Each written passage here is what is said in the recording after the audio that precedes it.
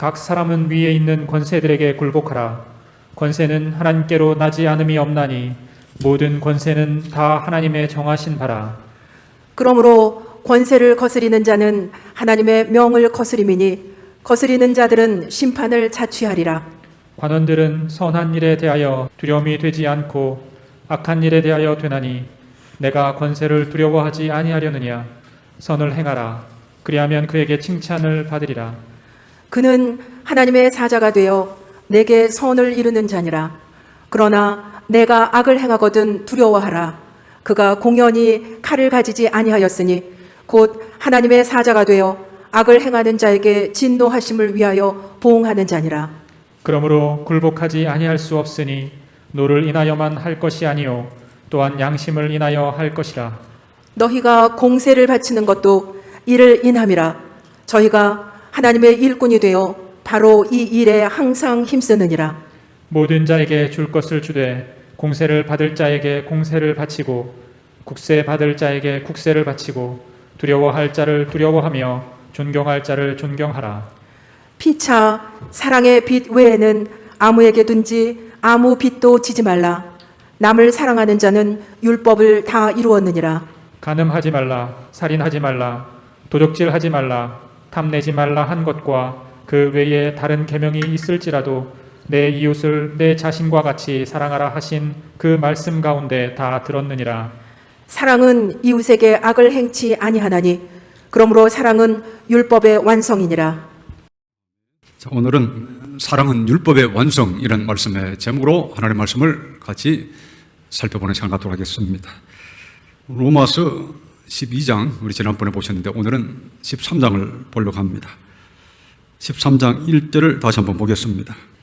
각 사람은 위에 있는 권세들에게 굴복하라. 권세는 하나님께로 나지 않음이 없나니 모든 권세는 다 하나님의 정하신 바라.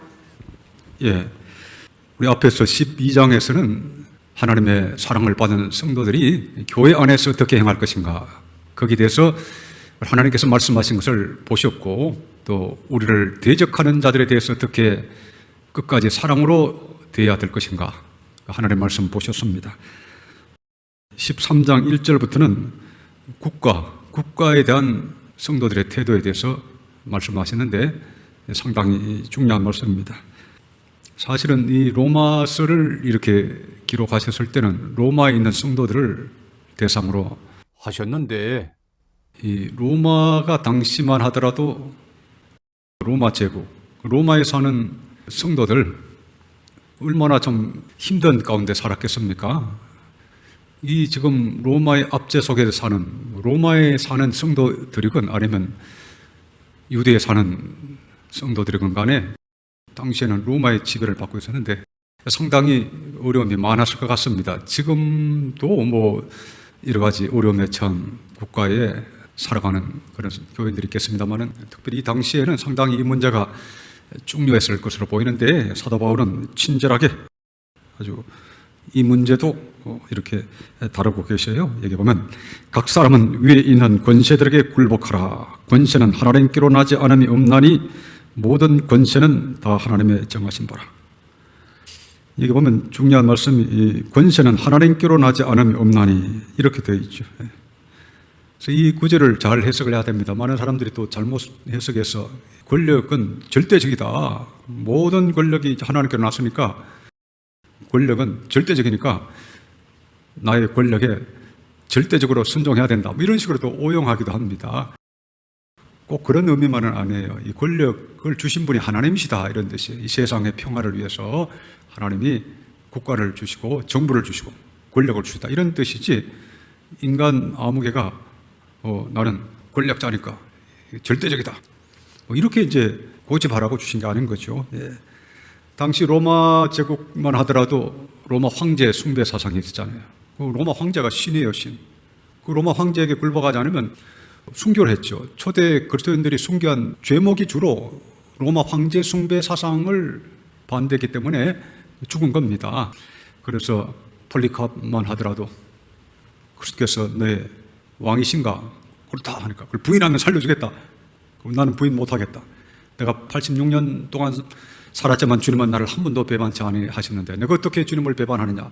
그래서 화형을 당해서 죽었습니다. 그 당시에 로마만 하더라도 황제 숭배, 그 많은 사람들이 이제 황제들은 내가 신이다. 그러니까 자기 위에는 아무 권력이 없다고 보는 거예요. 자기가 신인데 그리스도인들은 예수님을 신이라고 그러니까 죽였던 겁니다. 그러니까 이 말씀이 센 말씀으로 보이지만 어떻게 보면 모든 권력이 하나님의 손 안에 있다. 이걸 또 말씀하시는 것이다. 이렇게 봐야 되겠습니다. 요한복음 19장을 한번 찾아보셔 바랍니다. 요한복음 19장. 빌라도, 총독 빌라도가 지금 예수님께 하는 말이 10절에 나오고 예수님의 말씀이 11절에 나옵니다. 10절, 11절 교독하겠습니다. 빌라도가 가로되 내게 말하지 아니하느냐 내가 너를 놓을 권세도 있고 십자가에 못 박을 권세도 있는 줄 알지 못하느냐. 예수께서 대답하시되 위에서 주지 아니하셨다면 나를 해할 권세가 없었으리니 그러므로 나를 내게 넘겨준 자의 죄는 더 크니라 하시니.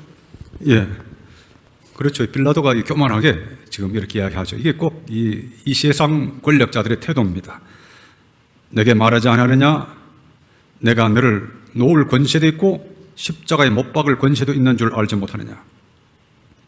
자기 권세를 딱 이렇게 내세우면서 예수님을 겁박하는 겁니다.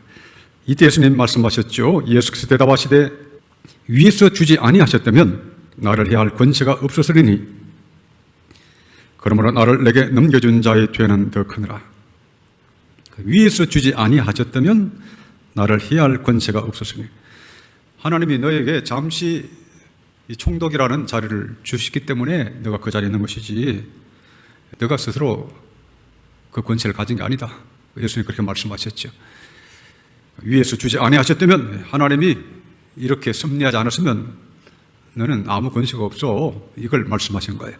자, 이걸 잘 생각하면서 다시 로마서 13장을 보시길 바랍니다. 권세는 하나님께로 나지 않음이 없나니 결국은 하나님이 모든 권세를 주셨다. 그러니까 인간 어떤 누구가 내가 신이다 또 아니면 내가 권력자다 해서 자기 마음대로 이 권력을 행해서는 안 된다는 그런 의미도 포함하고 있습니다.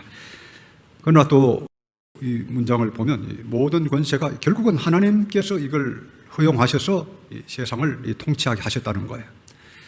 이 권력이라고 하는 것, 국가, 정부라고 하는 것. 여러분 생각에는 이 국가를 하나님이 주신 게 우리에게 도움이 될까요? 안 주신 게 도움이 될까요?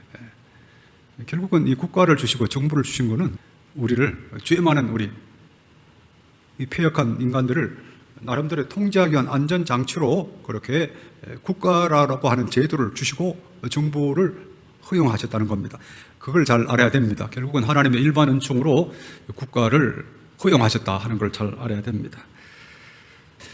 일반적으로 정부의 기능이라고 하는 것, 국가의 기능이라고 하는 것이 결국은 선한 일을 행한 사람은 지지하고 또 악을 행하는 사람은 이렇게 제어하고 징벌하고 뭐 그런 역할을 하죠. 국가라고 하는 것이 그것을 위해서 존재하는 거잖아요. 그러니까 우리 가운데 특별히 나쁜 짓 하는 사람은 국가라고 하는 이 조직을 통해서 억제도 시키고 처벌도 하고 이렇게 함으로써 나라가 온전히 보전이 되고 국민들이 안전하게 갈 수 있게 되는 거죠. 그래서 하나님이 국가를 주신 거예요. 국가, 가정을 주시고 교회를 주신 것처럼 국가를 주신 겁니다. 국가를 안 주셨으면 아마 지금도 사람들이 총 들고 서로 싸우기 바쁠 거예요. 좀 못난 정부라도 어느 정도의 그런 선행을 격려하고 악인들을 제어하는 그런 역할을 한다고 하는 걸 잘 알아야 되겠습니다. 그래서 그런 면에서 13장 1절, 2절 그런 의미에서 읽어보면 그 의미가 다가올 겁니다. 우리 그리스도인이 어떤 존재입니까? 하나님의 사랑을 입은 자요. 사랑과 평화를 세상에 널리 전파하는 사람들이잖아요. 그러니까 너희는 그리스도의 자녀로서 이 땅에 사랑과 평화를 확장하는 사람으로서 이 국민들 앞에 그렇게 빛으로 너희 자신을 드러내라. 이런 의미에서 지금 이 국가에 대한 우리 성도들의 태도를 지금 규정하고 계신 겁니다.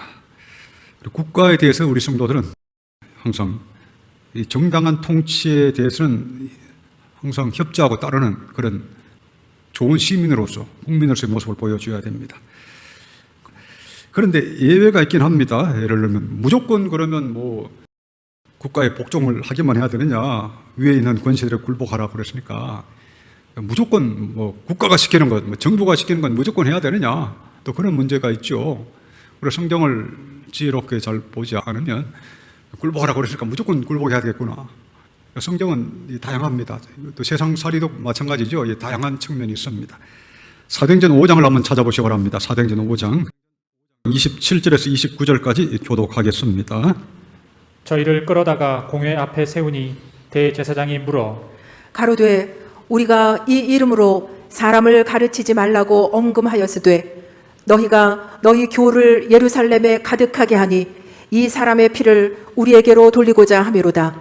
베드로와 사도들이 대답하여 가로되 사람보다 하나님을 순종하는 것이 마땅하니라.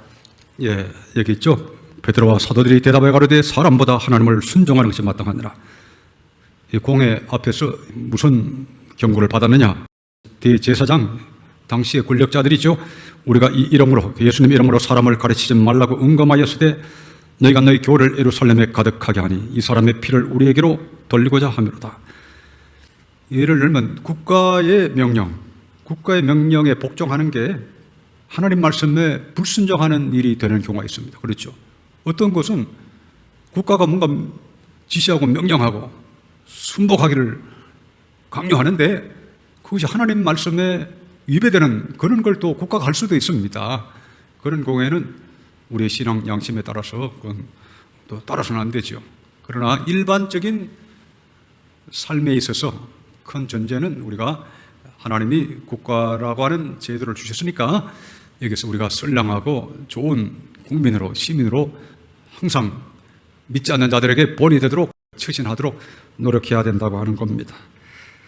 다시 로마서 13장을 보시기 바랍니다. 로마서 13장. 그래서 6절, 7절에는 또 세금의 문제도 지적을 합니다. 그래서 세금도 열심히 성실하게 납부해라. 그것이 합당한 일이다. 이것을 또 말씀을 하고 계셔요. 자, 그러면 우리 8절부터 10절까지 교독하겠습니다. 피차 사랑의 빛 외에는 아무에게든지 아무 빚도 지지 말라. 남을 사랑하는 자는 율법을 다 이루었느니라. 간음하지 말라, 살인하지 말라, 도적질하지 말라, 탐내지 말라 한 것과 그 외에 다른 계명이 있을지라도 내 이웃을 내 자신과 같이 사랑하라 하신 그 말씀 가운데 다 들었느니라. 사랑은 이웃에게 악을 행치 아니하나니 그러므로 사랑은 율법의 완성이니라. 예, 여러분들 아까 보셨던 각 사람은 위에 있는 권세들에게 굴복하라. 궁금한 분이 혹시 계실 것 같습니다. 예를 들면 북한과 같은 정부에 살면 글쓴이를 어떻게 해야 될까? 북한에 살면 그냥 굴복해야 될 것인가? 상당히 어렵죠.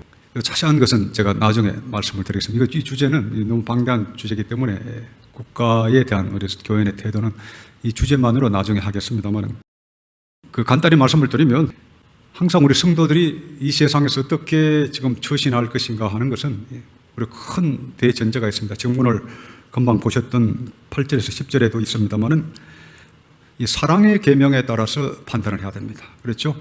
사랑의 계명. 내가 이렇게 하는 것이 하나님이 우리에게 명령하신 사랑의 큰 계명에 의하면 이것이 최선인가? 그걸 항상 생각하면 항상 답이 나옵니다. 국가에 대한 것도 마찬가지고, 일반적인 국가에 대한 것도 마찬가지고, 북한과 같은 이런 특수한 경우에, 판단하기가 굉장히 힘든 경우에도 사랑의 계명에 무엇이 최선일까를 생각하면 답이 나올 거라고 생각을 합니다. 좀 더 구체적인 건 나중에 그걸 말씀을 드릴 것이고, 궁금해하시는 분이 계실까 봐 잠깐 말씀드렸습니다. 지금 보실 말씀은 8절 말씀이에요. 8절을 다시 한번 보겠습니다. 피차 사랑의 빛 외에는 아무에게든지 아무 빚도 지지 말라. 남을 사랑하는 자는 율법을 다 이루었느니라.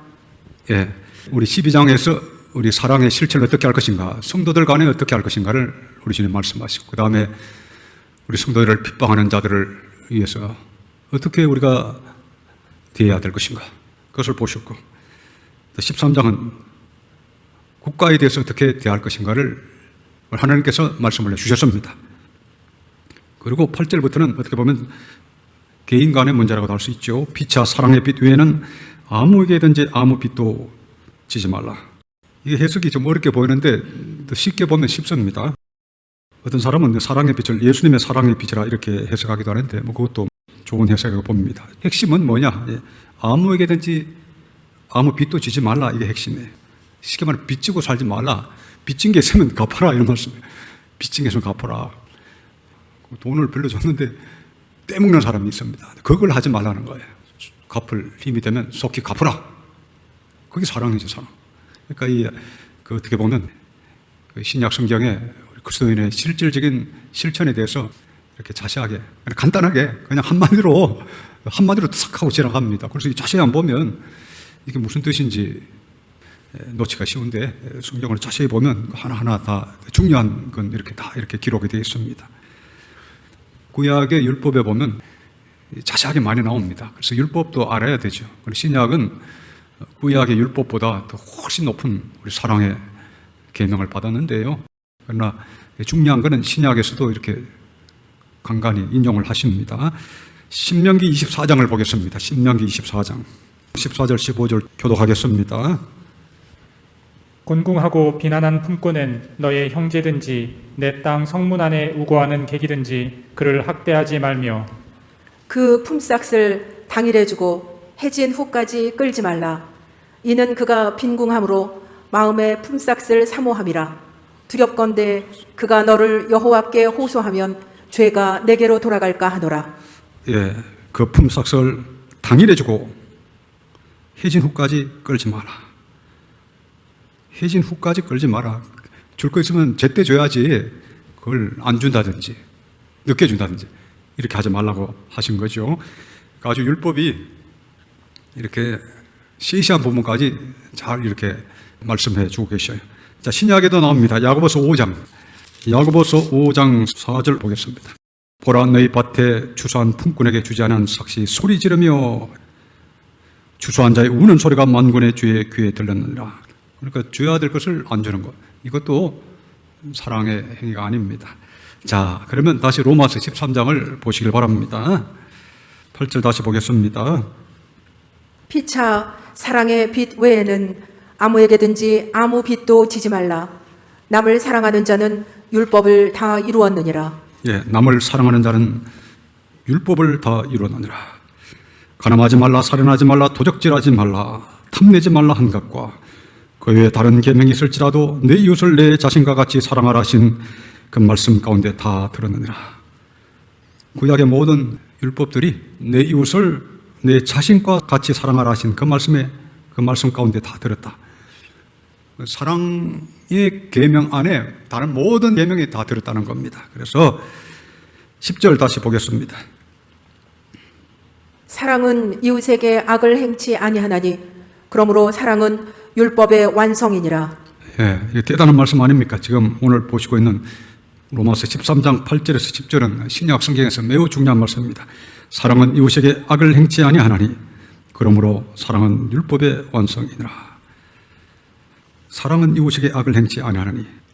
우리 12장, 13장 우리 걸쳐서 지금 우리가 어떻게 이 세상 가운데 살며 어떻게 행할 것인가에 대해서 우리가 어떻게 행할 것인가 거기에 대해서 하나님께서 아주 자세하게 규정을 해주셨습니다. 성도들 간에 어떻게 하라, 또 핍박하는 자에게까지 어떻게 해야 될 것인가, 국가에 대해서 국민으로서 어떻게 바르게 처신해야 될 것인가, 또 개인 간에도 어떻게 해야 될 것인가 하나님이 자세히 주셨는데 결국은 한마디로 말하면 사랑이죠. 사랑.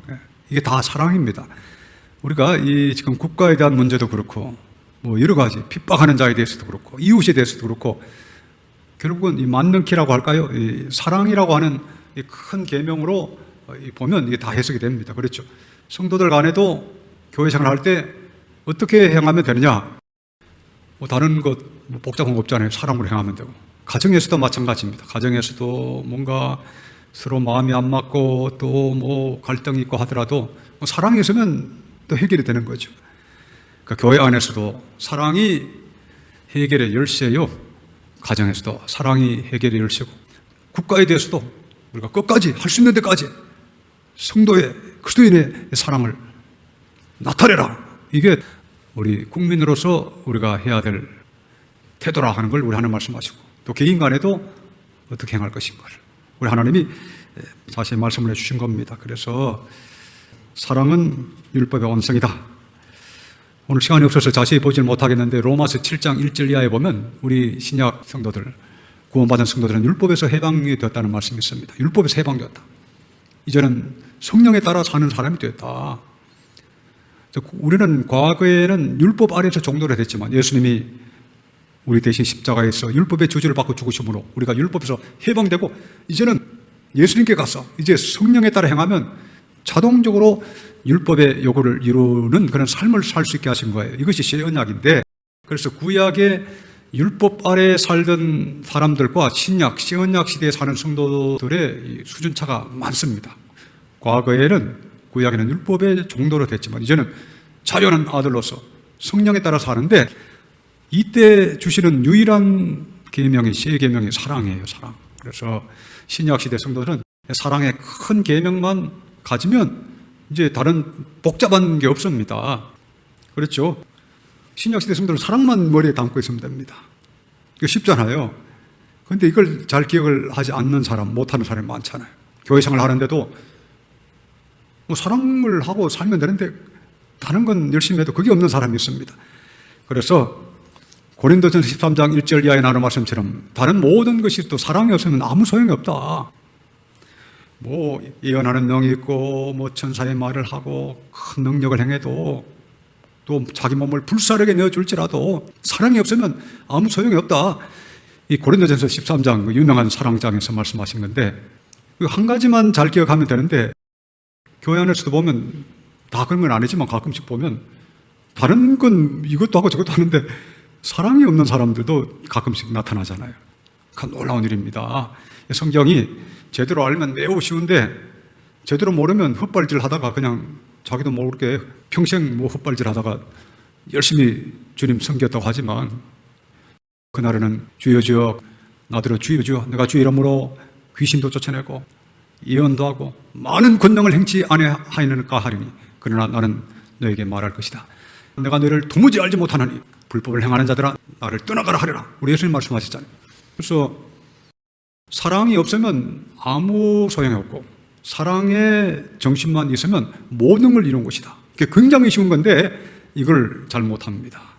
그래서 여러분 교회 생활할 때도 사랑이 최고 계명이고, 가정에서도 사랑이 최고 계명이고, 국가의 국민으로서도 사랑이 최고의 계명이고, 이웃에 대해서도 사랑이 최고의 계명입니다. 이것만 기억하면 가장 훌륭한 우리 신약 성도들이 될 수 있으니까 여러분들 다 사랑을 실천하는 사랑의 사람들이 다 되시기를 축원합니다.